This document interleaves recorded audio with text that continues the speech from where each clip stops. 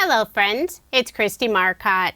It's time for the December 19th reveal of Spellbinders 2024 Crafty Advent Calendar.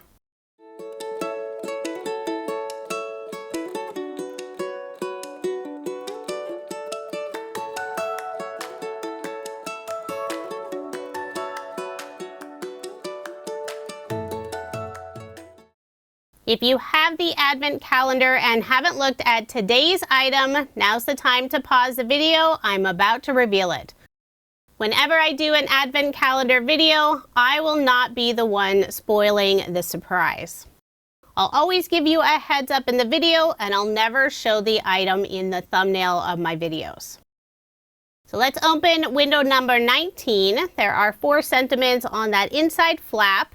I'll remove the paper covering, and it looks like we have a sentiment stamp set. I'll grab a piece of white cardstock so you can see the sentiments just a little bit better. There are 4 sentiments. We have happy birthday wishes, have a sweet day, you are adored, and warmest thanks. Really nice variety of sentiments. The card sketch I'll be using for inspiration is from Cards TV. This is sketch number 18. And the pattern paper I'm using is Sunny Studios Summer Splash Collection. I've used this collection for several of my Advent calendar cards since I love the bright, cheerful colors.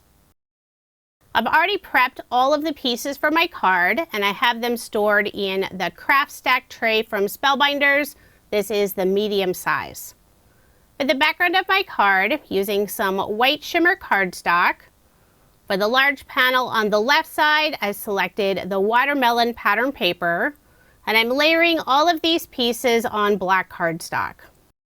For most of my cardstock layers, I add an additional 1/8 of an inch, but for the very background, I'm adding an additional 1/4 of an inch.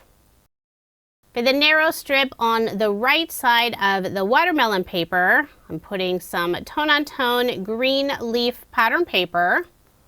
For the wide strip that goes across the card, I have this lovely pink floral tone-on-tone paper. I'll layer it first on black cardstock.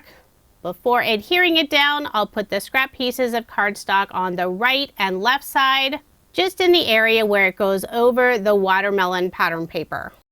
On the left side, I need a very narrow strip. Now I'll put adhesive on the back and add the floral strip across the card. For a sentiment, I've already stamped out have a sweet day. Use black ink on white cardstock.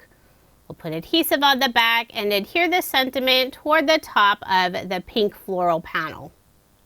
For a little bit of separation and shine, I'll add a Love from Lizi peel off along the top and bottom edge of the sentiment. This is the pinstripe style in the pink holographic color, so it's super sparkly. One of my favorite peel off colors. I'm using the widest width.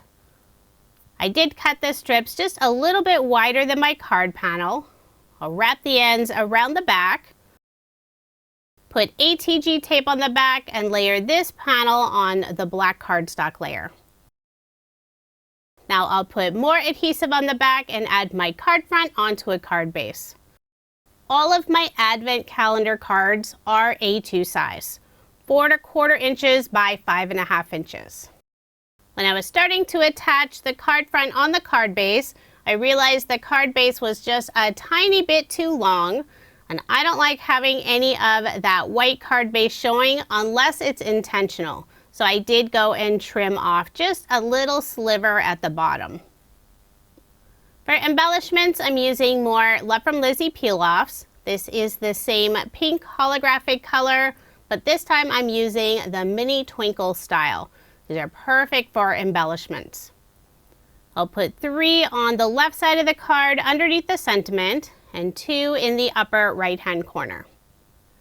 So there is my finished card. Love how this turned out with those bright, cheerful colors.